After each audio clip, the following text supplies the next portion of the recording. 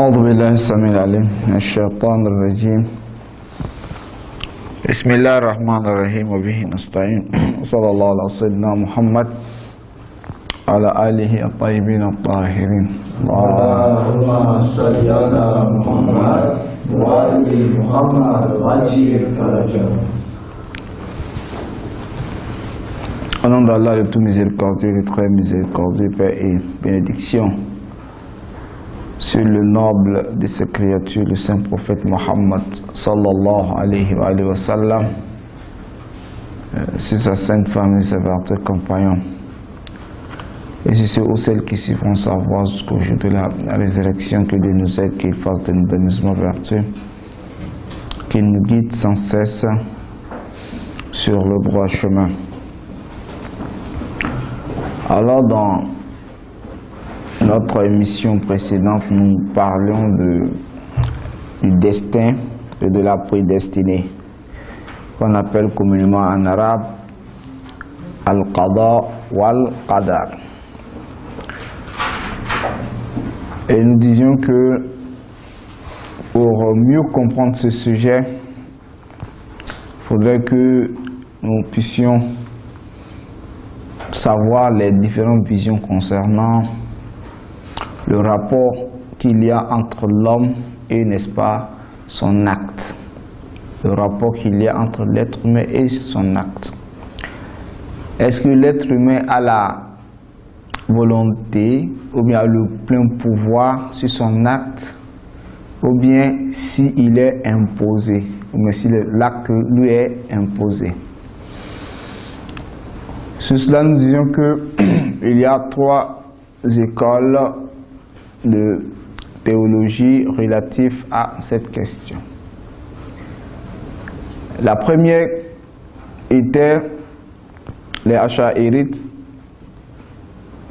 qu'on appelle, n'est-ce pas, Al-Mujabbira.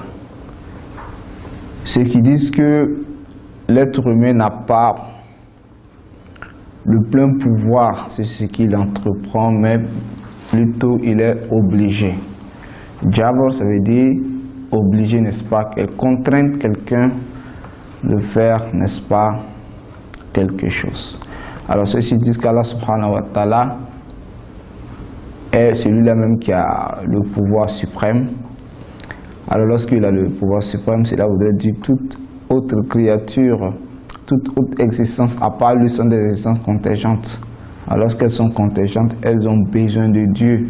Alors si elles ont besoin de Dieu, tous les attributs, tous les actes qu'elles auront à faire, ce sont des actes de Dieu parce qu'elle n'a rien d'elle-même.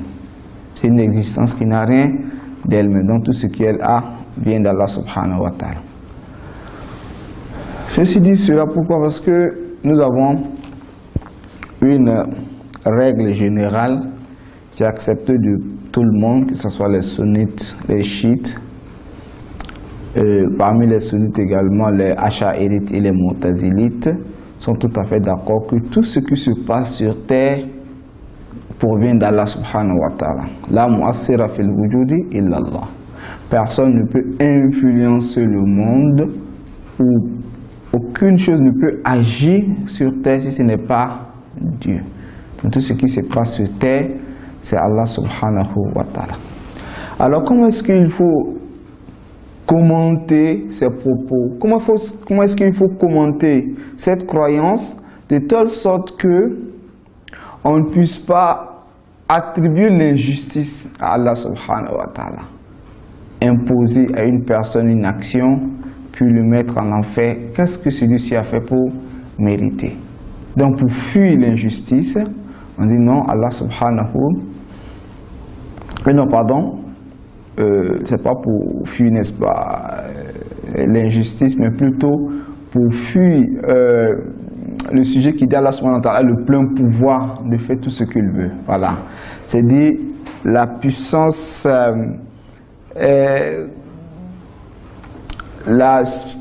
n'est-ce pas, sans. Wa alaykum salam wa rahmatullah. La superpuissance d'Allah subhanahu wa ta'ala. Parce que la superpuissance de Dieu voudrait dire que Allah subhanahu wa ta'ala fait toutes choses, a le pouvoir, n'est-ce pas, de faire toutes choses. Alors lorsque on dira que voilà un acte qui a eu lieu, c'est l'homme qui l'a entrepris. Donc, quel est le rôle de Dieu? Oui, quel est le rôle d'Allah subhanahu wa ta'ala? C'est comme si on disait quelque chose qui s'est passé et on attribue ça à l'homme sans pour autant qu'Allah subhanahu wa ta'ala ait sa part. C'est comme si Dieu, on a mis Dieu à l'écart et attribué l'action à l'être humain. Alors que rien ne peut agir sur terre si ce n'est pas Dieu ou par sa volonté. Donc ceci dit que tout ce qui se passe c'est Dieu. Alors si nous voulons attribuer l'acte à l'être humain, alors qu'est-ce que nous voulons dire? Nous voulons dire qu'Allah subhanahu wa ta'ala, sa puissance, il est super puissant, mais avec des exceptions. Donc sa puissance n'agit pas sur l'acte de l'être humain. Donc c'est comme si on a circonscrit le pouvoir, n'est-ce pas, de Dieu. Dieu est super puissant, Dieu fait tout, sauf l'acte que pose, n'est-ce pas, l'être humain. Vous voyez, c'est pour circonscrire, n'est-ce pas, le pouvoir. Donc ils disent non, si nous croyons en cela, c'est croire, n'est-ce pas, la circonscription du pouvoir de Dieu. Alors pour résoudre le problème, nous disons tout ce qui se passe à Allah subhanahu wa ta'ala.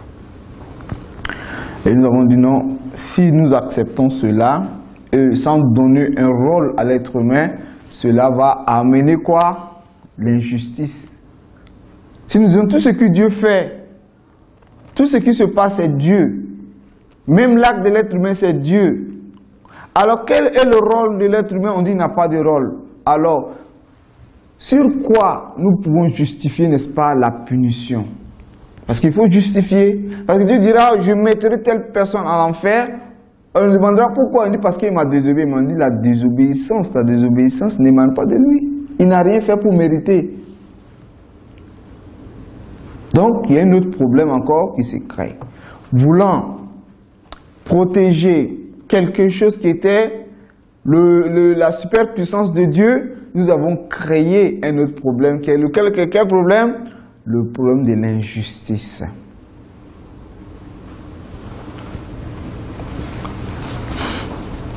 L'imam Ali alayhi salam dans un de ses hadiths dit, il dit law kana kadhalika aswal al-jabr.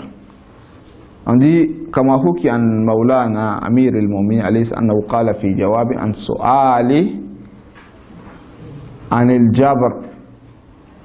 Il dit, une fois on posait la question à l'imam Ali concernant la contrainte. Il dit, law kana kadhalik. Il dit, si réellement la question était ainsi, peut-être que les gens sont contraints, la batula sawabu wal iqab. Et il dit, à ce moment, la rétribution et, n'est-ce pas, la punition n'aura pas de sens. Pourquoi est-ce qu'on devrait mettre une personne en enfer? Parce que celle-ci a fait du mal. De par sa volonté, bien sûr. Mais on nous dit qu'il n'a rien à voir dans l'acte.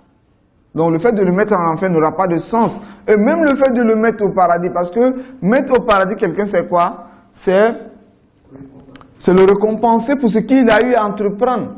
À moins qu'ici on nous dit non, que la récompense ici c'est la miséricorde, c'est une simple miséricorde, tu n'as rien fait pour mériter mais Dieu te donne. À moins qu'ici on nous voulait expliquer ça de cette manière. Sinon, as-sawab ici qui veut dire la récompense, qui est le résultat des actions de l'être humain. Et Dieu dira non mais une telle personne a prié, une telle personne a prié, une telle personne a jeûné, donc je vais le récompenser. C'est pas par son jeûne, parce que le jeûne il n'a rien fait pour mériter. C'est l'acte de Dieu. Alors quand c'est l'acte de Dieu, c'est comme si c'est Dieu qui faisait son acte en même temps il récompensait. Ça n'a pas d'utilité. L'imam dit ce n'est pas, n'est-ce pas, la contrainte. Une autre personne vient poser la question à un des imams. Il dit même manil ma'asiya. Il dit la désobéissance de Dieu vient de qui? On pose la question à l'imam, un de nos imams. Lui dit nous avons trois suppositions. Soit l'injustice, soit la désobéissance vient de Dieu, ou bien ça vient du serviteur de Dieu, ou bien ça émane des deux ensemble. Soit c'est Dieu lui-même, c'est-à-dire la désobéissance, C'est normalement, l'homme n'a rien fait pour mériter. C'est Dieu qui a voulu que celui-ci soit désobéissant. Ou bien, c'est l'être humain lui-même qui a la volonté de faire, qui a désobéi à Allah subhanahu wa ta'ala. 3, c'est les deux qui sont associés pour, n'est-ce pas, faire le mal. L'imam dit, si réellement la désobéissance est la cause de Dieu, c'est Dieu qui a voulu que l'être humain soit désobéissant, alors Dieu ne peut pas obliger quelqu'un à le désobéir et puis le mettre à l'enfer. Logiquement, ça ne passe pas. N'est-ce pas? Tu obliges quelqu'un à te désobéir et puis tu l'amènes à l'enfer. On dit ça ne passe pas. Deuxième, il dit soit ils se sont associés pour désobéir. L'imam dit, si vous êtes des associés, deux associés qui vont faire le mal, parce que toi tu es plus fort, tu condamnes l'autre, le plus faible. Il dit, c'est pas logique. C'est vous deux qui vous êtes associés pour désobéir. Alors, lorsque vous vous associez pour désobéir, le plus fort parmi ceux-là ne peut pas châtier l'autre. Pourquoi tu as désobéi? Parce que vous êtes des associés. Donc, si réellement Dieu et son serviteur, ce sont les deux, se sont associés pour désobéir, c'est-à-dire que Dieu qui est la cause de la désobéissance, le serviteur également est la cause, alors pourquoi est-ce que Dieu devrait le condamner? Si on devait condamner, c'est les deux, on condamne. On ne condamne pas le plus faible. C'est une injustice. Donc, si réellement la désobéissance venait de Dieu, Dieu est tellement grand pour comment on appelle là, pour pénaliser son associé plus faible. Pourquoi je le châtie parce qu'il est plus faible que moi? Ou bien l'injustice, ou bien la désobéissance vient du serviteur. Alors, si Dieu veut, il le met à l'enfer. S'il veut aussi par miséricorde, il le met au paradis. Vous voyez? Donc, ça veut dire que la désobéissance ne vient pas d'Allah subhanahu wa ta'ala. Alors, le fait de croire à la contrainte va créer un problème colossal qui est quoi? Le fait d'attribuer, comment on appelle, d'attribuer l'injustice à Allah subhanahu wa ta'ala. Alors que si vous vous rappelez, quand on parlait de la justice de Dieu, ceux qui croient qu'Allah subhanahu wa ta'ala est juste, nous avons deux groupes qui sont les Mu'tazilites et les Imamites. Les Imamites disent que les Imamites et les Mu'tazilites sont d'accord pour dire que l'être humain peut comprendre le bien et le mal. On n'a pas besoin de la religion pour comprendre le bien et le mal. Par contre, les Ash'arites disent non, nous on a besoin, n'est-ce pas, de la religion pour comprendre le bien et le mal. Nous avons traité le sujet. Alors ici, lorsque nous croyons à la contrainte, il y a un autre problème qui va se créer. Ce problème, c'est quoi? C'est attribuer l'injustice à Allah subhanahu wa ta'ala. Alors, si nous voulons prouver que Allah subhanahu wa ta'ala n'est pas injuste, qu'est-ce que nous devons dire? Nous allons dire que Dieu n'a pas contraint l'être humain. Alors, s'il ne l'a pas contraint, qu'est-ce qu'il a fait? Il a délégué le plein pouvoir. Donc, ils se disent que le fait de croire à l'injustice est mauvais. Mais ce qui est encore plus moins, c'est de dire non, l'être Allah subhanahu wa ta'ala a délégué tout le pouvoir à l'être humain. Parce que si on ne dit pas cela, on va croire à la contrainte. La contrainte aussi va résulter, n'est-ce pas, l'injustice. Je ne sais pas si le problème s'est bien exposé. Ok.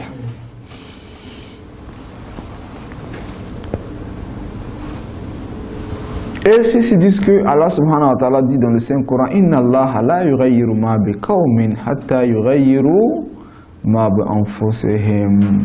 Dans Surat Ar-Ra'd, le tonnerre, je crois bien, verset 11.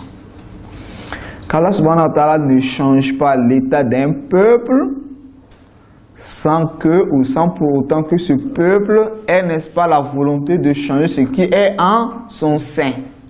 Donc ça veut dire quoi? Allah subhanahu wa ta'ala a délégué tout le plein pouvoir à l'être humain. Tu veux un changement? Change-toi. Tu veux évoluer? Ça dépend, n'est-ce pas, de toi.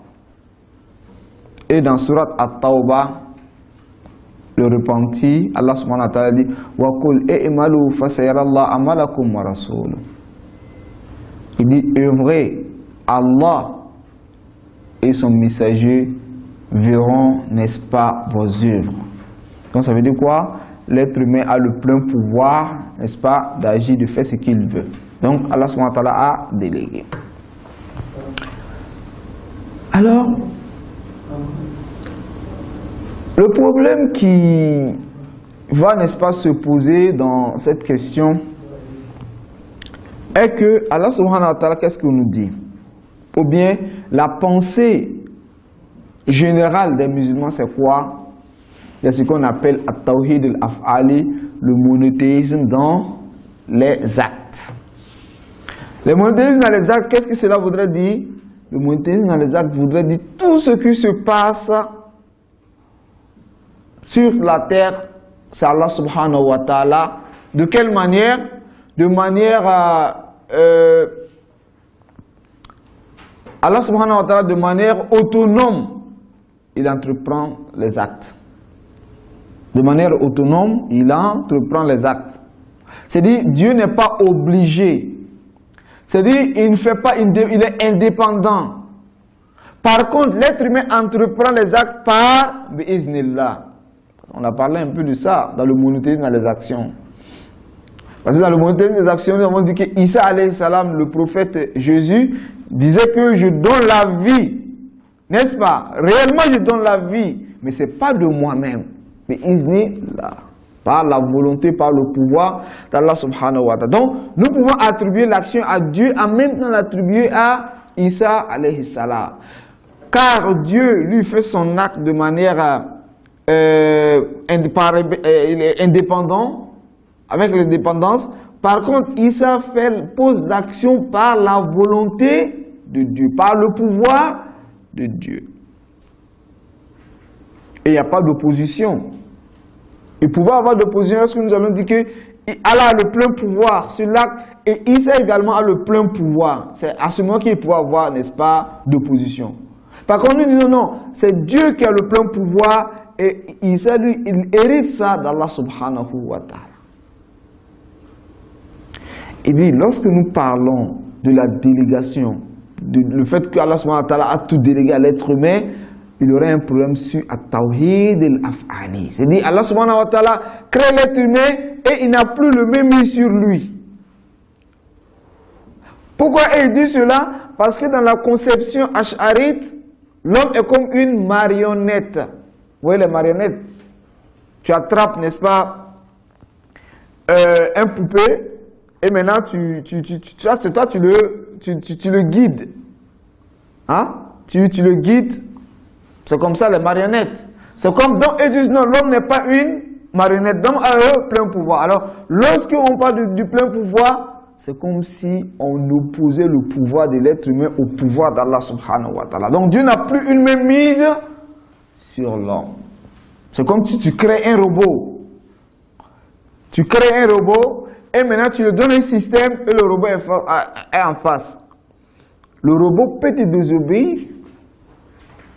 N'est-ce pas? Parce que tu l'as créé, tu l'as donné le plein pouvoir. Il y a combien de personnes qui créent souvent ce genre de choses et puis ces choses-là deviennent contre ses propres personnes. Tu crées un robot qui devient dangereux et puis on ne peut plus contrôler encore. Ça arrive. Donc c'est le résultat de la parole des Mu'tazili. Croyant bien fait, ils sont tombés encore plus bas. On n'est pas obligé de dire que l'être humain a tout le plein pouvoir. C'est-à-dire, on ne peut pas dire que l'être humain a le fait que nous déléguons tout le plein pouvoir à l'être humain, c'est pouvoir résoudre le problème. Parce que, qu'est-ce qu'il veut dire? Il dit que si nous ne déléguons pas tout le plein pouvoir, alors il y aurait une injustice. Nous disons que ce n'est pas forcément cela. On n'a pas forcément besoin de dire, bon, suivez. Parce que ça interrompt un peu le cours, donc suivez. Suivez. Parce que quand c'est comme ça, ça mélange. Alors, on ne sait pas, on n'est pas obligé de déléguer tout le plein pouvoir à l'être humain pour pouvoir résoudre le problème. On peut dire que l'être humain n'a pas le plein pouvoir. Malgré ça, résoudre le problème. Sans pour autant croire que Allah subhanahu wa ta'ala est injuste. Pourquoi? Parce que nous disons que c'est Allah subhanahu wa ta'ala qui a le plein pouvoir.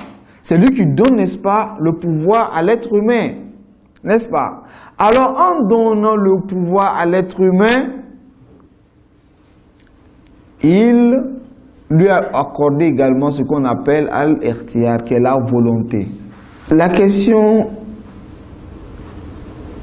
disant que Allah subhanahu wa ta'ala guide qui il veut et égare qui il veut. Ici, Allah subhanahu wa ta'ala ne parle pas de la volonté. Quand tu veux, tu te guides. Il guide qui il veut et il égare qui il veut. Maintenant, nous, on se pose la question, est-ce que Allah subhanahu wa ta'ala a un lien parental avec quelqu'un parmi nous ou pas? Il n'a pas de lien parental, il n'a pas de lien parental avec qui que ce soit parmi ces créatures. N'est-ce pas? Parce que dans la sourate Qul huwa Allah ahad, c'était dit Dieu n'a pas de parents, il n'a pas, n'est-ce pas, il n'a pas mis au monde. Ça c'est un. De deux, Allah subhanahu wa ta'ala, c'est parce qu'il nous aime qu'il nous a créés. N'est-ce pas?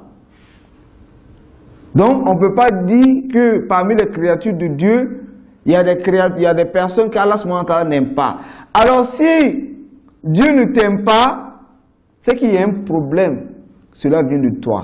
Voilà pourquoi les savants disent que l'interprétation de l'hadith et de ce verset coran, c'est quoi? C'est lui qui convoite la guidance, Dieu le guide.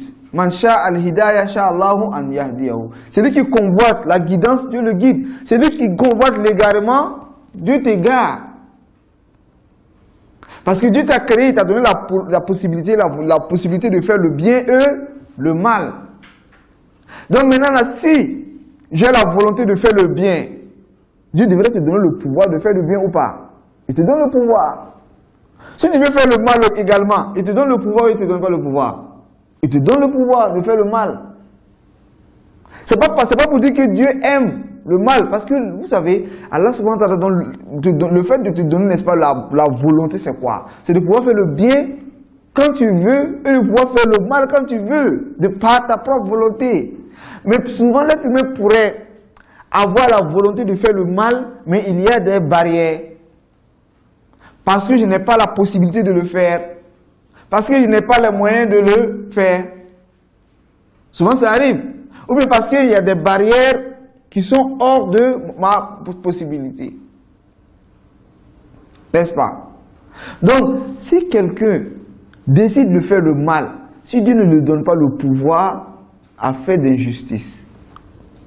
Celui qui veut faire le bien, si Dieu s'abstient de lui donner, n'est-ce pas, le pouvoir, c'est une autre injustice.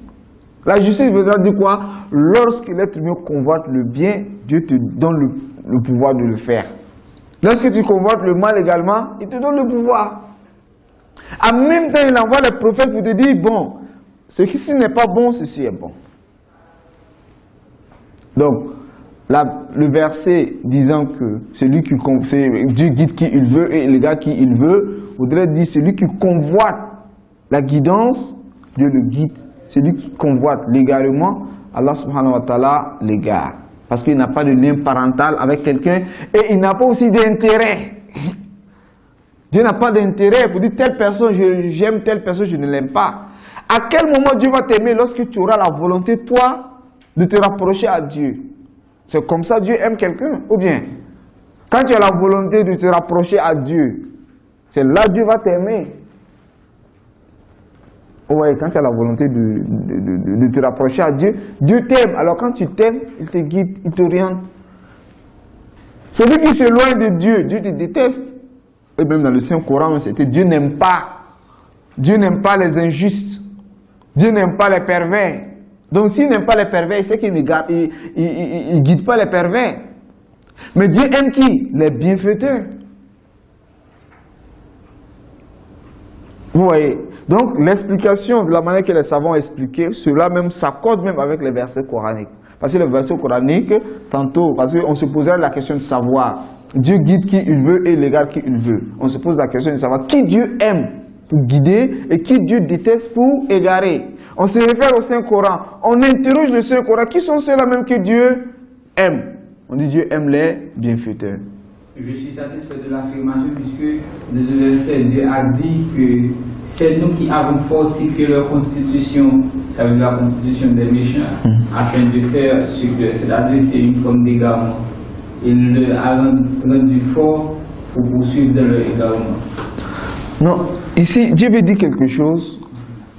Il veut nous dire qu'il ne faudra pas qu'à chaque moment on voit ceux qui réussissent dans le bas monde. Ceux qui réussissent, par exemple, on trouve des personnes qui désobéissent à Allah subhanahu wa ta'ala. Mais malgré cela, nous trouvons qu'ils évoluent dans le monde.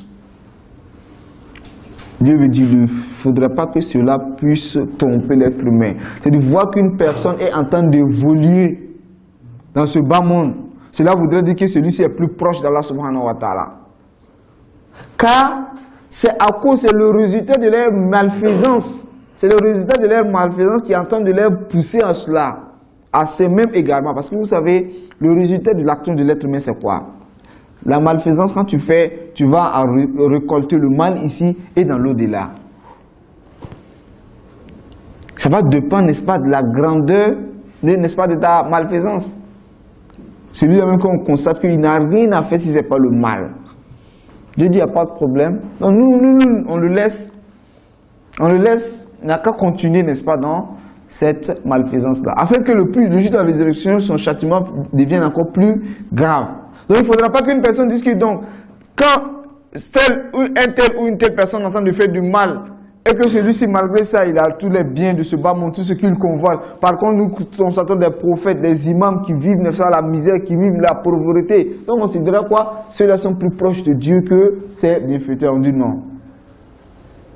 Le fait de ressusciter n'est pas synonyme, n'est-ce pas, du fait que tu es plus proche d'Allah subhanahu wa ta'ala. Vous voyez? Donc, nous disons aux Mu'tazilites qu'on n'est pas obligé de croire, n'est-ce pas, à la délégation pour pouvoir résoudre le problème. Pourquoi? Parce que nous avons dit que ce n'est pas forcément cela. Parce qu'Allah subhanahu wa ta'ala pourrait garder, n'est-ce pas, son pouvoir, sa superpuissance et être juste. Pourquoi? Parce qu'il donne le pouvoir à l'être humain. Ce n'est pas une délégation totale, il lui donne le pouvoir. Mais pourquoi est-ce qu'Allah subhanahu wa ta'ala peut châtier celui-ci? Car il lui a donné la volonté et celui-ci agit de par sa volonté.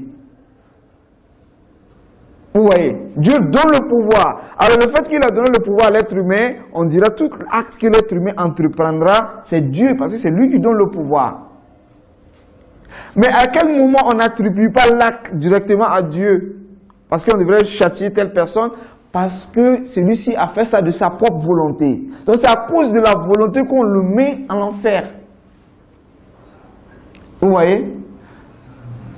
Donc c'est en fait la question est ainsi. Inch'Allah, dans l'émission à venir, nous allons, dans le cours prochain, nous allons continuer la question, n'est-ce pas, de la délégation et ensuite évoluer sur la question que l'imam, la réponse, n'est-ce pas, de l'imam Ja'far al-Sadiq concernant cette question à polémique.